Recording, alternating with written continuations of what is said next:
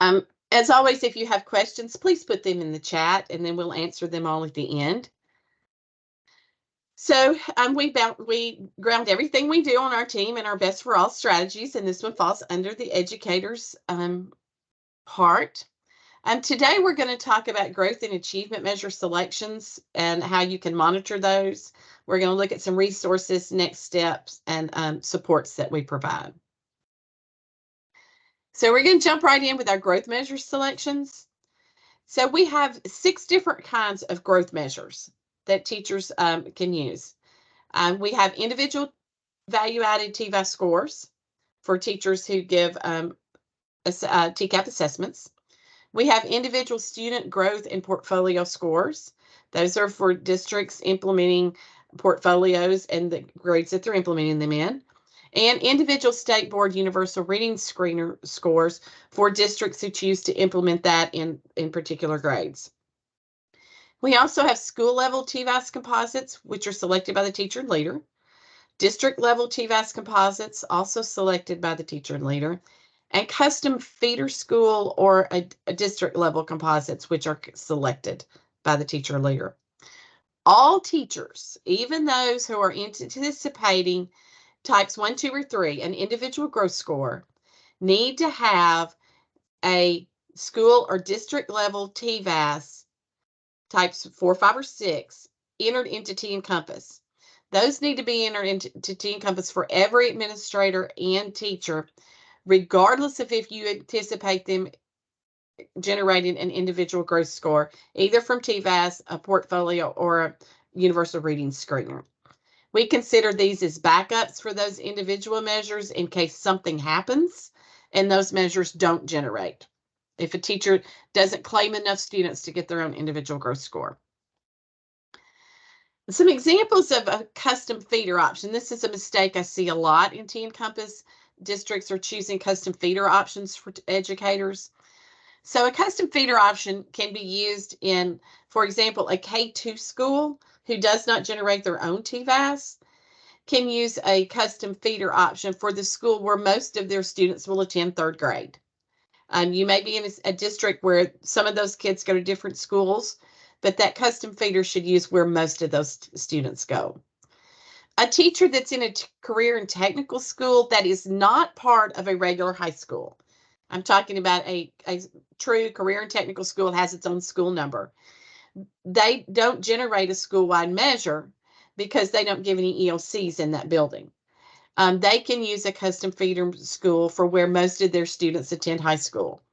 So if a district has 3 high schools and they have a 4th high school that is a career and technical school, kids from all 3 of those schools may go to that school, that technical school.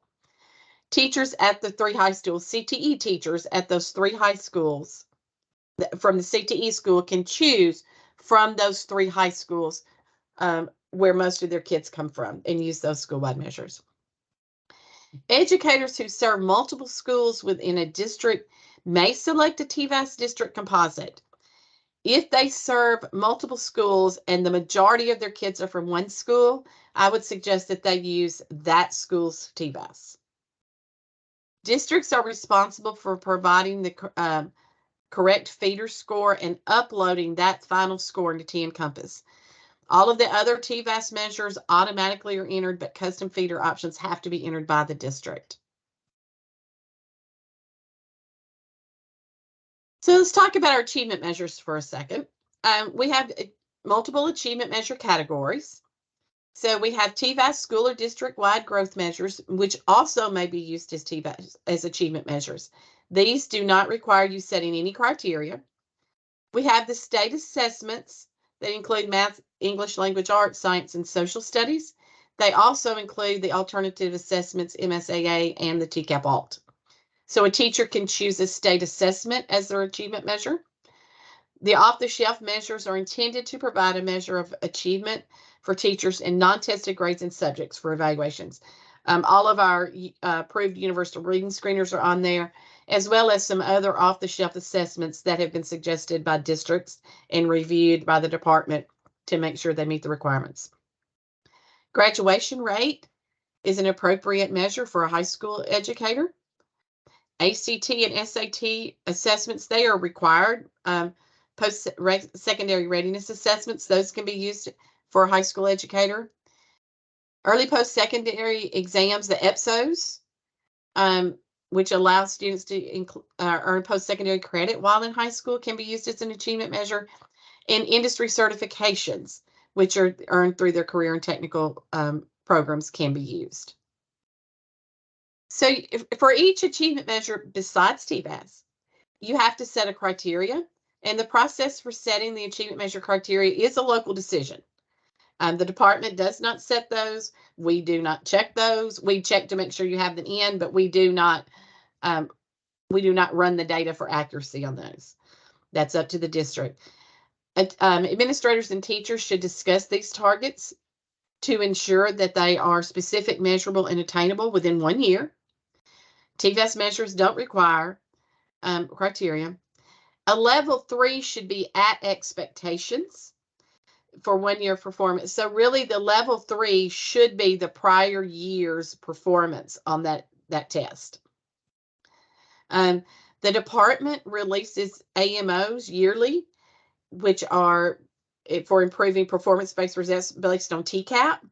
They are available to schools and districts on the accountability website. A district can request subject and grade level AMOs by contacting tn.accountability@tn.gov. They will provide those for districts if they're requested, if you want subject level ones or grade level ones. Also in the accountability protocol, there's a formula. It's a very simple formula. You can generate those on your own. So how can you monitor measure selections in TNCompass? We use a report to do that, and we're going to use the growth and achievement measure selections report. Make sure you're in the correct year. Choose the schools you want, all of them or just part of them. Educator type, you can run a report for administrators and teachers separately. I recommend generated in an Excel format.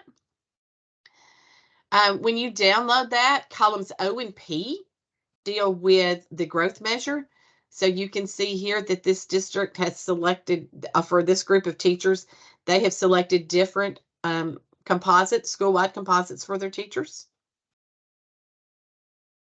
For looking at our achievement measures categories, we need columns Q, S, and TUVWX. So column Q tells us the category. So you can see on this one that some teachers chose TVAS, others chose state assessments. Column S tells us specifically what the assessment is. So if we look at this teacher chose grade levels 3 through 8 math success rate. And then we have criteria for that. 45.6 is the third is level 3. So that tells me that's probably around where their performance was last year. We also have another teacher here who chose grade level 3 through 8 math success rate. Their scale is different. This leads me to believe that these teachers are teaching different grades. Any teacher in the same grade, if you're using a grade level, if you're using grade level, all third grade teachers should have the same criteria, but all 3 through 8 may not. At the school-wide level, their criteria should all be the same. So to enter missing measures in TNCompass, the most efficient way is to submit both the achievement and growth measures in bulk, is to use the import wizard. You can find those instructions here. It walks you through. It's very simple. Most of you are familiar with that. When you look at that spreadsheet that you download, anybody that doesn't have any, those scores need to be entered as soon as possible. So your next steps are to check for the growth and achievement measures report for missing selections, and then import any missing measure selections. These are just some resources that we have on the team website. We have the achievement measure selection guidance and the growth measure selection guidance. There are also directions to using the import wizard.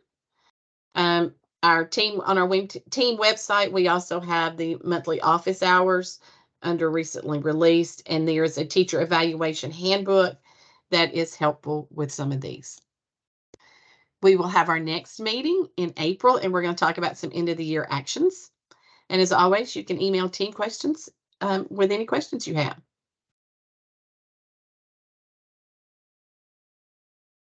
I was pretty short and sweet there. So do we have any questions, Micah? I do. I have one from Laura Duncan. If a teacher has missing measures but is PYE, do we need to upload them?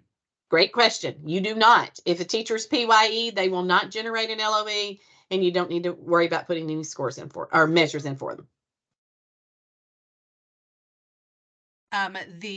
We have a question about how to get the PowerPoint.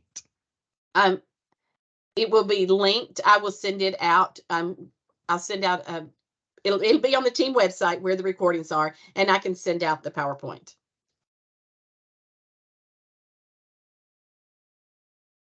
We also have a thanks for being brief. You're welcome. This is not something that most of you are not familiar with. And we have talked about entering these scores before earlier in the year. We have passed the deadline for when they need to be in, but it is still open for you to import them. The goal is to get every teacher's measures in before we try to generate LOEs in the fall. I feel like we just did that, but it's rolling around pretty quickly.